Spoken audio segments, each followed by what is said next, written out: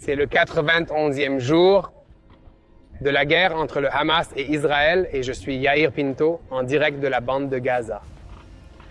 Cela fait 91 jours qu'on est en guerre, mais je tiens à prendre un moment pour dire merci et à braquer les projecteurs sur mon commandant. En tant que soldat et responsable, les gens qui m'entourent sont tout ce qu'il y a de plus important.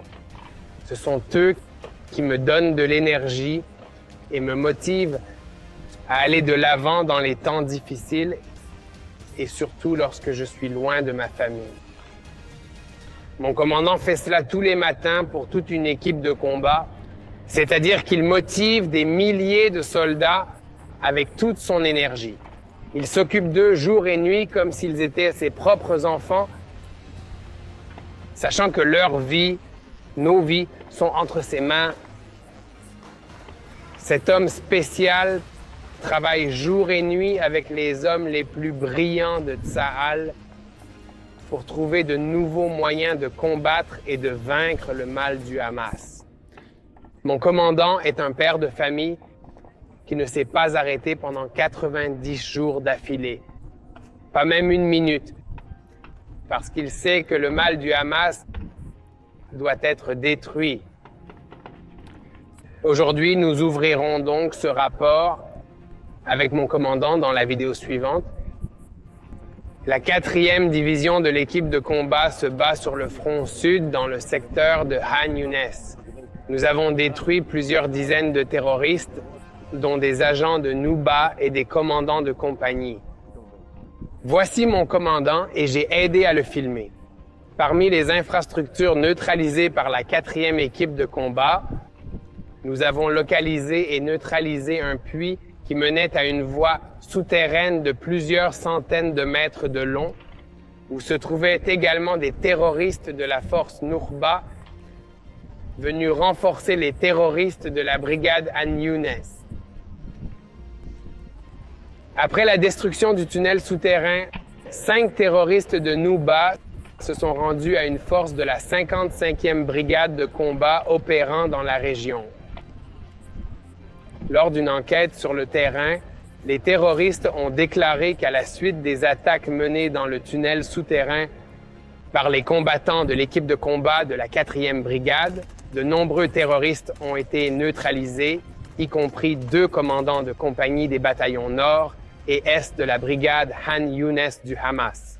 Au cours de l'intervention dans la zone, nous avons découvert des tunnels souterrains tels que ceux utilisés par les terroristes du Hamas le 7 octobre. Tsahal dispose de moyens technologiques avancés qu'elle a utilisés pour trouver l'itinéraire du tunnel souterrain et découvrir un ennemi caché dans le cœur de la bande de Gaza.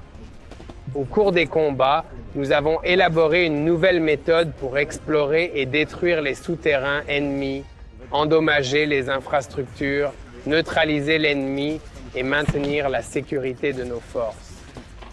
Notre unité est composée de réservistes, des gens vrais et honnêtes, motivés et vigilants.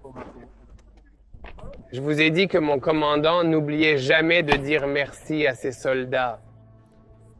Je voudrais donc dire merci à Mickey maintenant. Merci, Mickey. Quelques heures plus tard, à Han Younes, un avion de l'armée de l'air dirigé par l'équipe de combat numéro 4 a éliminé 3 terroristes qui tentaient de poser une bombe parmi nos forces. Les combattants de Tsahal ont neutralisé 2 autres terroristes qui se cachaient dans un bâtiment voisin. L'explosion et les explosions secondaires qui ont suivi nous ont appris que le bâtiment dans lequel les terroristes se battaient était utilisé comme entrepôt d'armes pour l'organisation terroriste du Hamas. Pendant l'activité des forces de Tsahal dans la zone, les terroristes ont lancé des missiles anti-chars sur les forces de la 7e brigade de combat. Peu de temps après, un avion de l'armée de l'air israélienne, dirigé par la brigade, a attaqué la position anti-chars à partir de laquelle les missiles ont été lancés et a neutralisé la brigade terroriste à cet endroit. Dans la région de Dir el-Balak, un avion de chasse de l'armée de l'air a attaqué une structure militaire de l'organisation terroriste Hamas et un terroriste qui tirait un missile anti-char en direction de nos forces. Au nord de cette zone, un avion de chasse a frappé 2 bâtiments à partir desquels les terroristes tiraient sur les troupes. Ensuite, un avion a éliminé un autre terroriste qui se rendait au bâtiment en essayant de chercher des armes dans les ruines. Dans la région d'El Bourige, au cours d'une activité opérationnelle de l'équipe de combat de la brigade Golani, les combattants ont découvert des lance-roquettes à longue portée au cœur du camp. Tsahal et le Shin Bet ont éliminé le chef de l'état-major opérationnel du nord de la bande de Gaza et un membre important de l'organisation palestinienne du djihad islamique. Oui, il s'agit d'un autre homme très mauvais, Mamdou Loulou. Il était l'assistant du chef du djihad islamique palestinien et était en contact avec les hauts responsables du siège de l'organisation à l'étranger. Loulou a été tué lors d'une attaque par un avion de Tsahal. Loulou était une figure centrale du djihad islamique palestinien. Il a beaucoup de sang sur les mains. Il a initié et dirigé de nombreux attentats et attaques terroristes depuis la bande de Gaza contre l'État d'Israël, régulièrement et pendant cette guerre en particulier.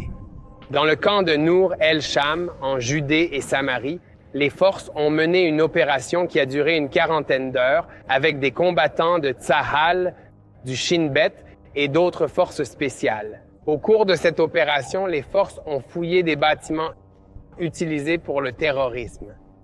Lors de ces perquisitions, les forces de Tsahal ont localisé un bâtiment piégé avec des explosifs.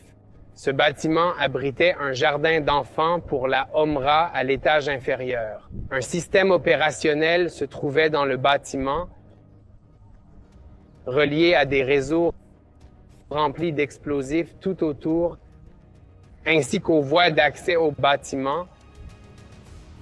En outre, un véhicule piégé avec des explosifs a été trouvé près du bâtiment. Les forces ont détruit l'étage piégé, le véhicule et les explosifs trouvés dans la zone. En outre, les combattants ont localisé et détruit 2 laboratoires qui ont été utilisés par le Hamas pour fabriquer des explosifs à l'intérieur du camp civil.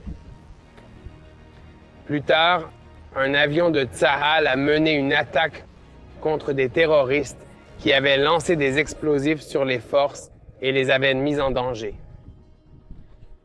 Les combattants ont tiré sur les terroristes qui leur tiraient dessus et leur lançaient des explosifs et des frappes directes ont été confirmées par Tsahal. Les forces de combat du 414e bataillon ont opéré dans le camp d'El Bourage. Au cours de l'opération, un groupe de terroristes armés a tenté d'attaquer un char et les combattants ont commencé à poursuivre le groupe dans un quartier résidentiel.